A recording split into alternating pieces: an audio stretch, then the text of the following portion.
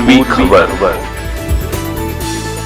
देश के पूर्व प्रधानमंत्री डॉक्टर मनमोहन सिंह के निधन पर पूरे देश में शोक की लहर है, लेकिन इस्पात नगरी बनपुर इसे निजी नुकसान की तरह महसूस कर रही है। इसकी वजह यह है कि बनपुर में इस्को कारखाने को बचाने में तत्कालीन प्रधानमंत्री डॉक्टर मनमोहन सिंह की महत्वपूर्ण भूमिका रही थी।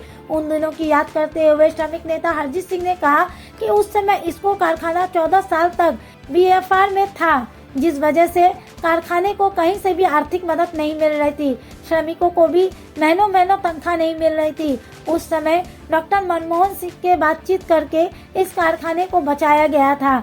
आइए जानते हैं आगे की जानकारी। सिंह आसनसोल बनपुर में आए थे, एयर स्ट्रिप में हम लोग वहाँ मंच बनाए थे। वहीं से इसको कारखाना का 24/10/2006 को उद्बोधन किए थे और 16/2/2006 में सेल में मर्ज हुआ था इसको स्टील प्लांट। तो इसको स्टील प्लांट उसमें का स्थिति बहुत ख़राब था और लगभग 14 साल हम लोग बीएफआर में थे।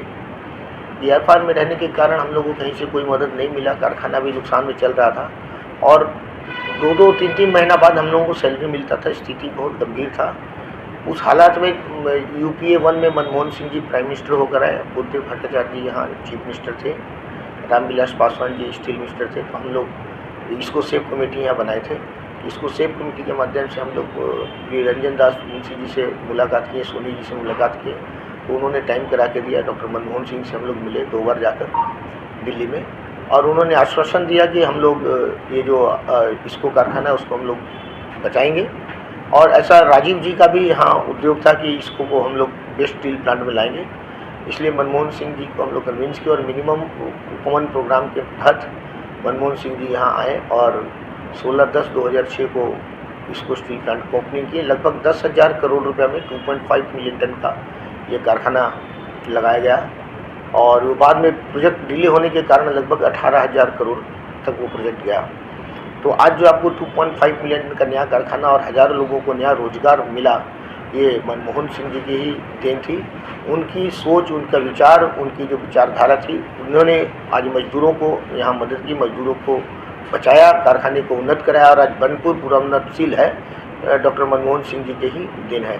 और आज जो आप 2.5 मिलियन टन का कारखाना देख रहे हैं, इसका प्रोडक्शन इतना अच्छा हुआ, इतना प्रॉफिट हुआ कि हम लोग सारा पैसा सरकार का चुका दिए हैं और अब हमको यहीं पर 4.5 मिलियन टन के लिए नया कारखाना लगाने के लिए भी लगभग 35,000 करोड़ रुपया सैंक्शन हुआ है और हम लोग आशा करते हैं कि हम लोग इस प्रोजेक्ट को 28 तक कंप्लीट करके चालू करेंगे।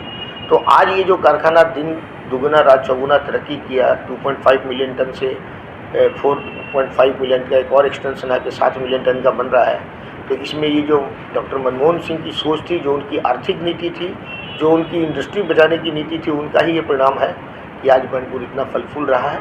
और आज उनके स्वर्ण उनको हम लोग याद कर रहे हैं। उनके देहांत पे बड़ा दुख होता हम लोगों की, एक ऐसा नेता पूरा देश खो दिया जिनकी विचारधारा से पूरा देश का आर्थिक नीति में सुधार था। एक समय में अमेरिका तक हिल गया था आर्थिक नीति बिगड़ने के कारण, लेकिन मनमोहन सिंह जी ने पूरे देश में अपनी नीति लाकर देश को बचाया, आर्थिक नीति बचाई। और आज जो लोगों के पास right to inform, right to food, MNREGA, ये आधार, इस तरह की कई और उद्योग नीतियाँ, आर्थिक नीति उनका जो था, उनके वो सूत्रधार थे और आज उन्हीं की वजह से देश आज इतनी तरक्की में है।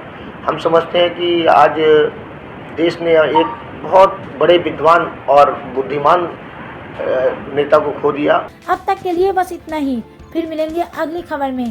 कैमरामैन सिकंदर के साथ लाल बाबू की रिपोर्ट, पूर्वी खबर बनपुर। हमारे चैनल को लाइक, शेयर, सब्सक्राइब करना ना भूलें और बेल आइकन को दबाना ना भूलें और देखते रहें पूर्वी खबर। पूर्वी खबर, नजर सब पर।